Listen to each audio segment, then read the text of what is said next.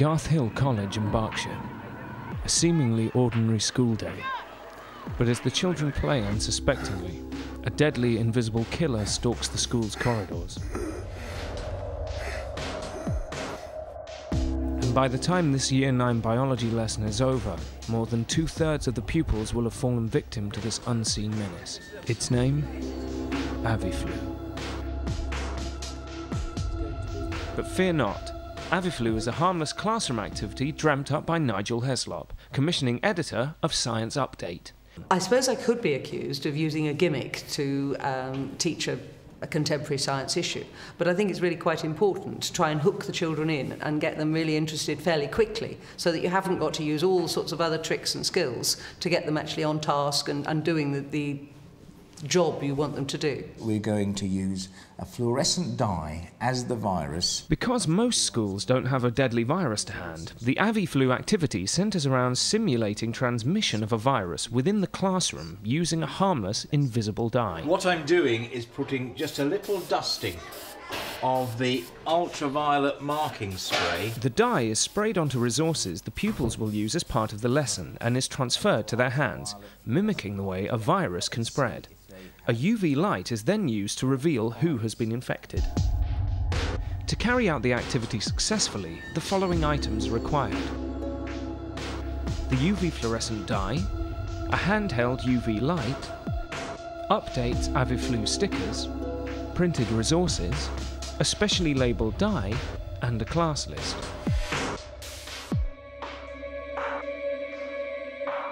As a starter, the idea is to use the computer virus-bird virus comparison activity. Yeah, that's a good one. And you're going to put that up on the whiteboard. Look at the board, look at the information, read the sheet on your desk, fill in similarities and differences. You have 5 minutes. Off you go. Alex, what have you got? If you email someone, yeah, you can get it. Yeah, I know, but bird flu can spread to... The starter activity is a simple picture of a computer with an ugly face and a virus bug type thing. And it's just to get their brains going and thinking in terms of what are viruses, what do they do, how do they infect. I want 1 or 2 of the similarities and differences. Both of the viruses can be passed on, like in computers, through email and in human and living organisms. The computer virus can only cost you money, whereas the flu virus can cost you your life. When we go on to the main activity, how are we going to generate the questions for the pupils to investigate in the main activity? The question really they need to think about is what do they know about viruses? What do they need to know?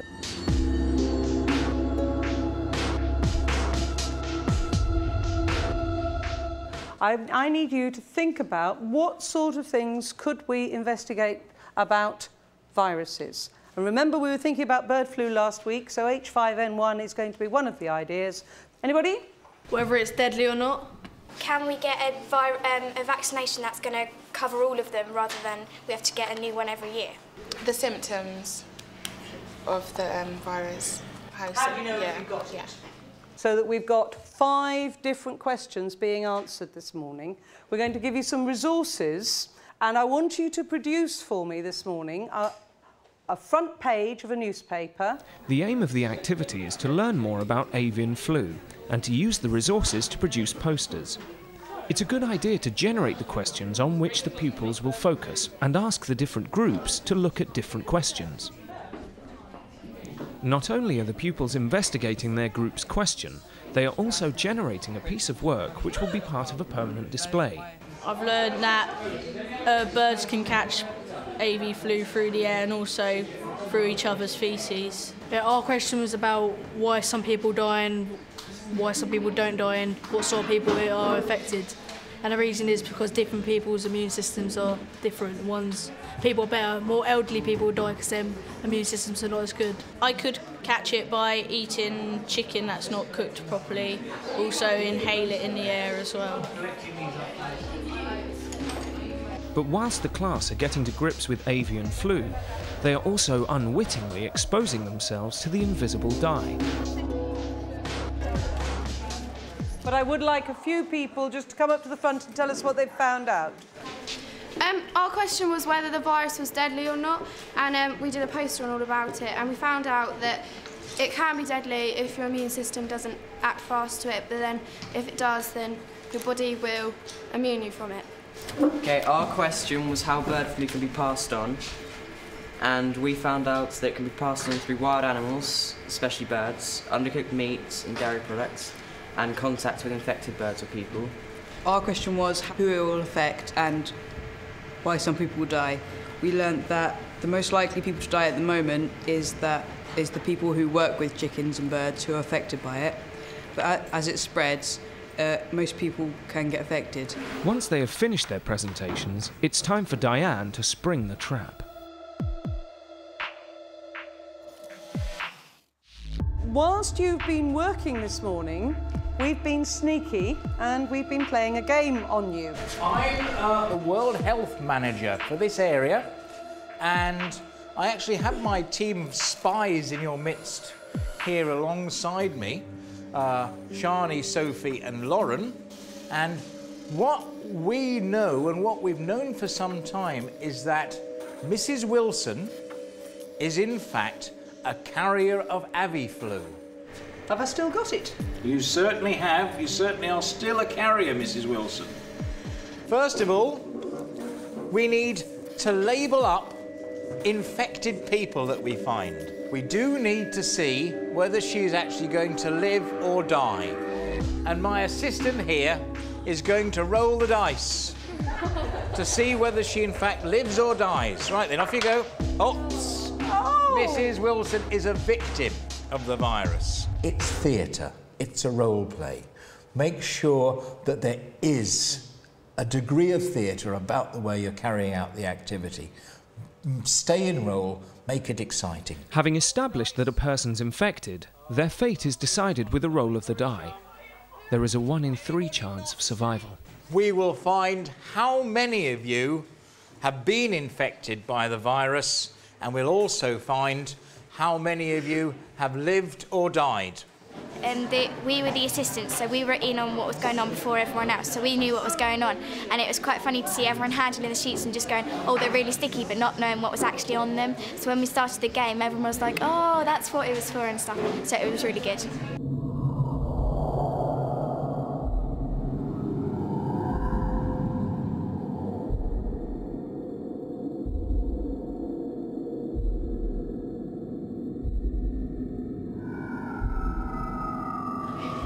Yep. There's evidence of some infection there. Could infected sticker, please? And can we roll the dice? Oh, I'm afraid this one's died as well, so... Oh, look at that. Could we roll the dice here with an infected sticker? And this one has died as well. No. Look at that. The children are enthusiastic about the activity and surprised how contaminated they are. Even more so when Diane reveals just how far the dye has travelled. Right, well, let's see if you've got infection anywhere else other than your hands, shall we? And your face? Oh, look, turn your head sideways. Quite a lot of infection there. And what about this one?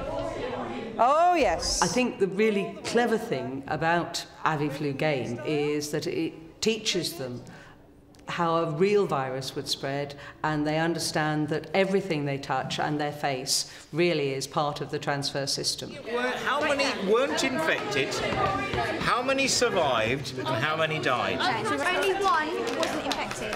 We all going up there, aren't we? It's very important that this particular outcome generates some data which can be collected by the World Health Control Team, the pupils that you briefed beforehand. So then we can do some data processing skills and we can produce some charts of how many people in the class were infected, which shows how far the virus spread in just the lesson time, how many of those people who were infected actually died and how many survived. And we can produce some nice data, some nice bar charts from there, and to give the students some idea of how quickly the virus actually does propagate through a population.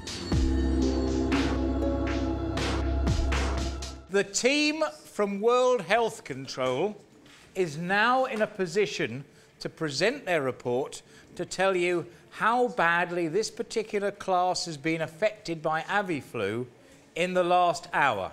And I'll hand over to my assistant to actually give the report. In the whole class, only one person wasn't infected, and that was Danielle. And when the people were infected, only 7 of us survived, and the other 23 died. Well, Mrs. Wilson, on behalf of the World Health Organization, I have to report that you have carried the disease into this classroom, and as a result, in the last hour, 75% of this class have been killed by the disease. Including me. Including yourself. Sad.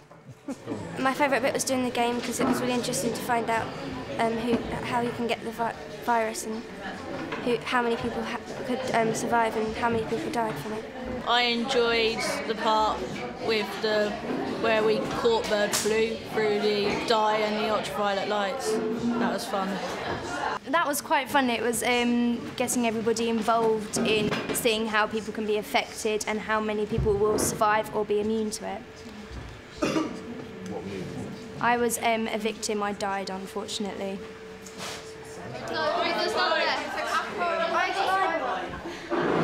Definitely infected. I was contaminated and I died. Well, I was contaminated as well and I died as well.